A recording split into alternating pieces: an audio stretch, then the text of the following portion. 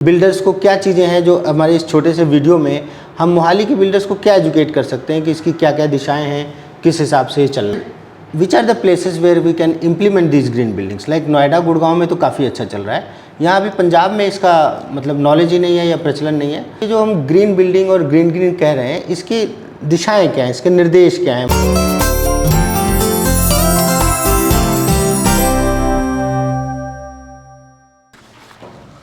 Hello Pandey ji. Hello. How are you doing today? Fine. Happy Sunday. Thank you very much.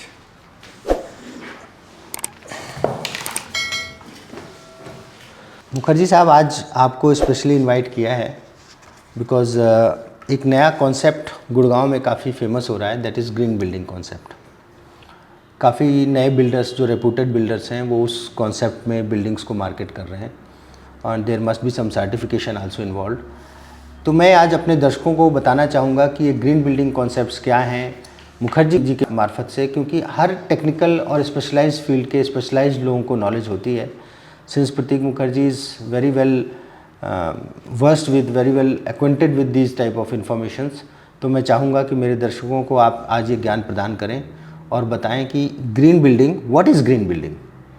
नमस्कार दर्शकों, green building एक प्रयास है। Green building से हम पर्यावरण को, एनवायरनमेंट को कम से कम हानि पहुंचा के residential societies, commercial complexes, shopping centres, malls, hospitals, universities, warehouses, उनको बना के उनके एक सस्टेनेबल रूप दे जाते हैं। तो क्या ये फैक्ट्रीज़ में जैसे इंडस्ट्रियल प्लॉटिंग्स होती हैं जिसमें रेड जोन, ग्रीन जोन, वहाँ पे भी ग्रीन? यस। अच्छा, ठीक है। तो मतलब green building basically environment friendly construction का कॉन्सेप्ट है। Environment friendly, sustainability, long term sustainability, and जो एक बिल्डिंग को ऑपरेशनल करने के लिए, ऑपरेशनल रखने के लिए जो कॉस्ट आती है उसके ऊपर भी इम्पैक्ट आती है। Why green building is the need of the hour. आज इसकी ज़रूरत क्यों है इतनी ज़्यादा? मैं आपको बताना चाहूँगा कि द वे पूरे विश्व में अर्बनाइजेशन हो रही है, अगर हम ग्रीन के प्रति सचेत नहीं रहेंगे तो this world would become a difficult place to live in. अभी आप लोग सुनते हैं ग्लोबल वार्मिंग, अभी आप लोग सुनते हैं वाटर क्वालिटी ख़राब, एयर क्वालिटी ख़राब, ऐसी कई तरह की समस्याएं जो है, अगर हम ग्रीन की तरफ सचेत नहीं होंगे तो ये दिक्कतें और बढ़ेगी। So that's why green building is the need of the hour. Green building is the need of the hour. Mukherjee साहब, which are the places where we can implement these green buildings? Like Noida Gurgaon में तो काफ़ी अच्छा चल रहा है, यहाँ अभी पंजाब में इसका मतलब नॉलेज ही नहीं है या प्रचलन नहीं है। So my question is where we can implement these green building concepts? In all formats of buildings, आपको स्कूल्स में, यूनिवर्सिटीज़ में, आपके वेयर हाउसेज में, हाउसिंग सोसाइटीज़ में, इंडिविजुअल प्लॉट्स के ऊपर जो लोग बनाते हैं घर, उन पे green has to be everywhere. Green एक प्रयास है जो कि फ्रॉम मिनिस्क्यूल से लेके लार्ज स्केल में ग्रीन को अडॉप्ट करना आज की नीड ऑफ द आवर हो गया है। तो मिस्टर प्रतीक, ये जो हम ग्रीन बिल्डिंग और ग्रीन ग्रीन कह रहे हैं, इसकी दिशाएं क्या हैं, इसके निर्देश क्या हैं, मतलब what are the things to builders को क्या चीज़ें हैं जो हमारे इस छोटे से वीडियो में हम मोहाली के बिल्डर्स को क्या एजुकेट कर सकते हैं कि इसकी क्या क्या दिशाएं हैं, किस हिसाब से चलना है। कोशिश करेंगे कि सनलाइट की मैक्सिमम से मैक्सिमम इस्तेमाल किया जाए, नेचुरल एयर की मैक्सिमम से मैक्सिमम सदुपयोग किया जाए, एनर्जी एफिशिएंसी जो ऊर्जा है, ऊर्जा को मैक्सिमम या ऑप्टिमाइज़ किया जाए।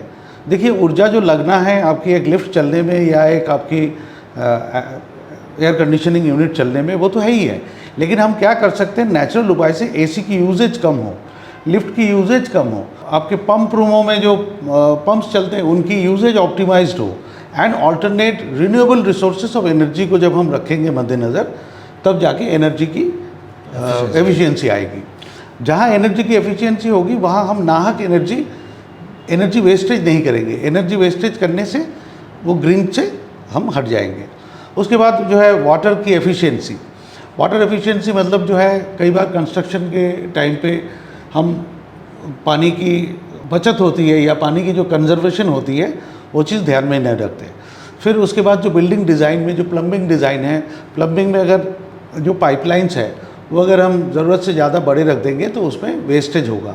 आपकी एंड पॉइंट जो टैप्स है उन पे अगर हम प्रेशर उसकी ऑप्टिमाइज़ रखेंगे, या आजकल टेक्नोलॉजी बहुत आ गया है, वेरिएबल फ्रीक्वेंसी डिवाइसेस है जिससे आपकी जो पानी का प्रेशर को आप रेगुलेट कर सकते हैं।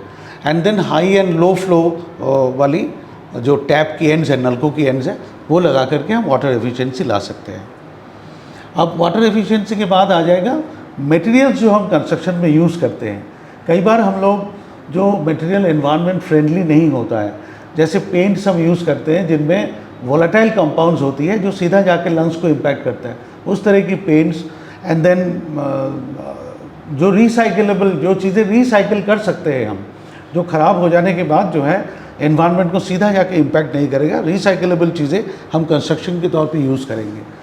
फिर पांचवी आखिरी जो वेस्ट मटेरियल्स निकलता है, देखिए घर होगा तो घर में किचन वेस्ट होंगे, सॉलिड वेस्ट होंगे, तो ये सॉलिड वेस्ट एंड टॉक्सिक्स को मैनेज करना, ये भी एक आपको जो है ग्रीन बिल्डिंग के तहत, ग्रीन सोच के तहत, उसके हिसाब से आपको आपकी इंजीनियरिंग करनी पड़ेगी। This is all about the methodology of green implementation. ये बहुत बड़ा सब्जेक्ट मैटर है, ये संक्षिप्त उसका विवरण है। अब सर मेन मुद्दे की बात, ये जो ग्रीन बिल्डिंग है ना, जैसे क्या है वो, ये इल्लू इल्लू क्या है गाना था ना, वैसे ये जो ग्रीन बिल्डिंग है, इसमें हमारे बिल्डर्स को क्या फ़ायदा है और हमारे कस्टमर को क्या फ़ायदा है? क्योंकि हमारा उद्देश्य तो केवल यही है अंततोगत्वा कि कोई भी चीज़ इंडस्ट्री में नई आ रही है, वो नया कॉन्सेप्ट है, तो उससे क्या हमारी कम्युनिटी को, हमारे रियल इस्टेट सेगमेंट को क्या बूस्ट मिल सकता है, क्या उस पर कॉस्टिंग पे इफेक्ट पड़ता है, होम बायर्स के लिए क्या उसकी ड्यूरेबिलिटी पे इफेक्ट पड़ता है। मतलब मुझे अब आप रियल इस्टेट के पर्सपेक्टिव में बताइए। रियल एस्टेट की पर्सपेक्टिव से बता रहा हूँ मैं। आपने सुना ही होगा, anything multiplied by zero is a zero. हाँ हाँ। अगर ये पर्यावरण ही नहीं रहेगा, उसके ऊपर चाहे जितनी मर्जी आप रियल एस्टेट की प्लान्स करते जाओ, क्या वो प्रैक्टिकली संभव होगा टू टेक शेप? वो बनेगा नहीं बनेगा ना। तो एनवायरनमेंट को आप बचा रहे हैं, एंड कस्टमर के लिए, बिल्डर के लिए एनवायरनमेंट को बचाना, the air we breathe in, the water we have, ये चीज़ें अगर डिप्लीटेड हो जाती है, ये चीज़ें अगर पोल्यूटेड हो जाती है, सबसे बड़ा तो आप एनवायरनमेंट को मद्देनज़र रखते हुए इस एनवायरनमेंट को सालों साल चले, एनवायरनमेंट को आप डिप्लीट कर रहे हो, उसके साथ साथ रिप्लीट कर रहे हो। अब मैं आऊँगा एंड यूज़र्स पे, मतलब जो the impact green will have on the apartment owner या रेजिडेंट्स इन एनी फॉर्म, वो एंड यूज़र या कस्टमर जिसे कहते हैं, उनकी एक तो सस्टेनेबिलिटी, दूसरा air quality, improved air quality, improved quality of life and cost का ऑप्टिमाइजेशन। जैसे स्टैटिस्टिक्स ये बताती हैं कि ग्रीन की सही उपयोग से आप कॉमन एरिया की इलेक्ट्रिसिटी करीब करीब 40% बचा लेते हो। ओके। सही ग्रीन उपयोग करने से आप आपकी पानी का इस्तेमाल को 60% जो गलत यूज़ होता है, वेस्टेज होता है, उसको बचा सकते हैं। सो ये तो रहा जो एंड यूज़र्स की क्या बेनिफिट है among a lot of other benefits. अब बिल्डर का बेनिफिट क्या है? Builder is taking an active part in sustaining the environment. Builder is, देखिए एक बिल्डिंग हैंडओवर होने के बाद बिल्डर के पास 5 साल की, 6 साल की डिफेक्ट लाइबिलिटी पीरियड रह जाती है, जो कि रेरा में भी, रेरा के, yes, it is enforced further by section 14 है शायद रेरा का, section 14C of RERA envisages a builder तक कि बिल्डर के पास ही 5 साल उस बिल्डिंग की मेंटेनेंस रहेगा।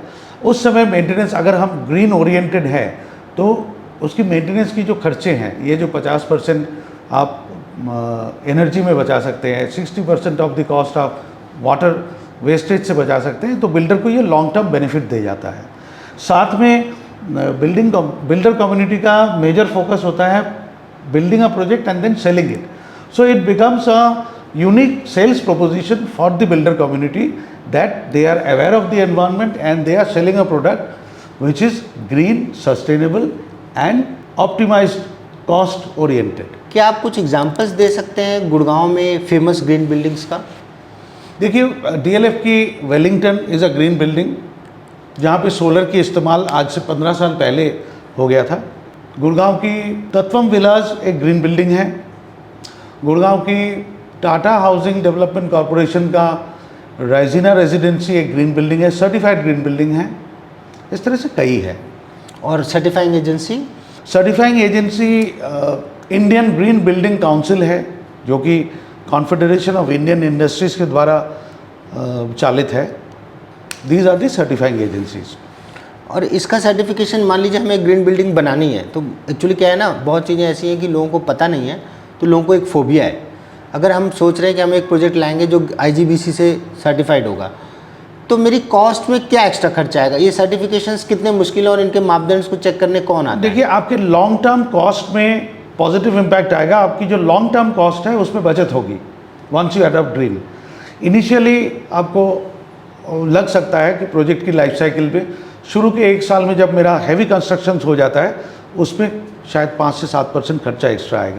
गवर्नमेंट की जो नॉर्म्स आ रही हैं, नेशनल ग्रीन ट्राइब्यूनल की, पॉल्यूशन कंट्रोल बोर्ड्स की, उसके साथ बिल्डर्स कंप्लाइंट हो जाएंगे। आज green is not a choice, green is a necessity, and green आने वाले दिनों में एनफोर्स्ड हो जाएगा through RERA and through civic bodies. So उसमें अगर हम ग्रीन की आदत डाल लें तो हमें कोई एडेप्टेबिलिटी में कोई दिक्कत नहीं आएगी। इसके साथ साथ मैं ये कहना चाहूँगा बिल्डर कम्युनिटी को अपने प्रोडक्ट को पोजीशन करने में, सेल करने में भी, कि हाँ, they are bringing a product which is energy efficient, जो बिल्डिंग के साथ साथ मेंटेनेंस के खर्चे जुड़े होते हैं, जो which is on always an ever increasing trend, उस पर भी आप एक हैंडल लगा सकते हैं। So these are the benefits of going green. अब ये बताइए, मान लीजिए मैंने बिल्डिंग बना दी है, ऑलरेडी प्रोजेक्ट डिलीवर्ड है, मैं मेंटेनेंस उसकी खुद देख रहा हूँ, क्योंकि एज़ पर रेरा मेरे पास वो बिल्डिंग 5 साल के लिए मेंटेनेंस मेरी जिम्मेदारी है। क्या उस डिलीवर्ड प्रोडक्ट को मैं, जो कि पहले नॉन ग्रीन बिल्डिंग के तहत बना है, उसको मैं कन्वर्ट कर सकता हूँ ग्रीन बिल्डिंग में? क्या वो सर्टिफिकेशन भी मुझे मिल सकता है, अगर हम बाद में सोचें कि चलो कोई बात नहीं, बन गया, पर अब हम इसे ग्रीन कॉन्सेप्ट में लेके आते हैं? देखिए, ग्रीन बाय कॉन्सेप्ट अगर नहीं किया जाता है कॉन्सेप्चुअल स्टेज से, बिल्डिंग ग्रीन कभी सर्टिफाइड नहीं हो पाएगा। हाँ, आप कुछ हद तक एनर्जी एफिशिएंसी, वाटर एफिशिएंसी ले आओगे, लेकिन यूजिंग ऑफ जो डिज़ाइन में ही अगर आपकी बिल्डिंग में नेचुरल लाइट की प्रावधान, नेचुरल लाइट की प्रोविज़न ऑप्टिमाइज नहीं किया हुआ है, आपकी कंस्ट्रक्शन रिलेटेड मटेरियल्स अगर रिसाइकिलेबल, रीयूजेबल नहीं है, तो आप पूर्ण रूप से ग्रीन नहीं कर पाएंगे। हाँ, एनर्जी एंड वाटर में आपकी जो प्लम्बिंग लाइनें हैं, जो एंड टैप्स लगे हैं, अगर उन पे वेरिएबल फ्रीक्वेंसी डिवाइसेस नहीं लगे हैं, तो जैसे मान लो फ्लश में आपने हाई और लो नहीं किया हुआ है, सो वो बन नहीं पाएगा। तो इनिशियल फेज से ही ग्रीन को अडॉप्ट करना बेहतर है। हाँ, a part of green can be taken by optimising your resources. Second is by going for solar energy, by putting variable frequency devices, by putting valve regulated air conditioning आती है, जो valve regulated frigerant refrigerant flow होता है, वो चीज़ें आप लगा सकते हो। लेकिन दीज आर ऑल एडिशनल, जिसमें एक एडिशनल कैपेक्स आएगा और उसके बाद उसका जो है over a period of time जो उसकी ब्रेक इवन पॉइंट आएगी।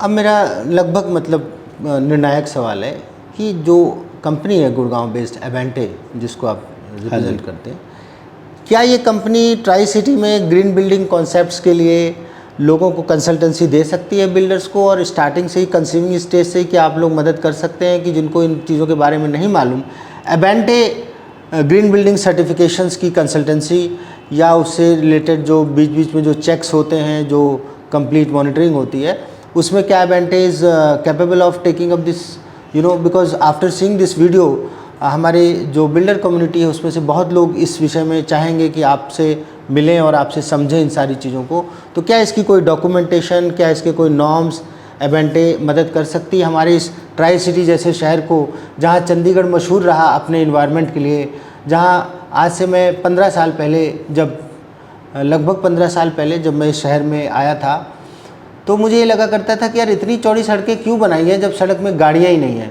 और आज मैं देखता हूँ कि चंडीगढ़ में भी उसी तरह से ट्रैफिक जैम्स लग रहे हैं, और रही कई कसर हमारे ज़ीरकपुर ने पूरी कर दी है, जहाँ की कुछ भी प्लान नहीं है, एवरीथिंग इज़ जो मर्जी, जहाँ एड हॉक प्लानिंग है। Municipal committee Zirakpur one of the highest revenue earning यहाँ पे पंजाब का MC Zirakpur is one of the highest revenue earning department. लेकिन निहायत ही अफसोस होता है कि सिर्फ अर्निंग पे फोकस है, लर्निंग पे नहीं है।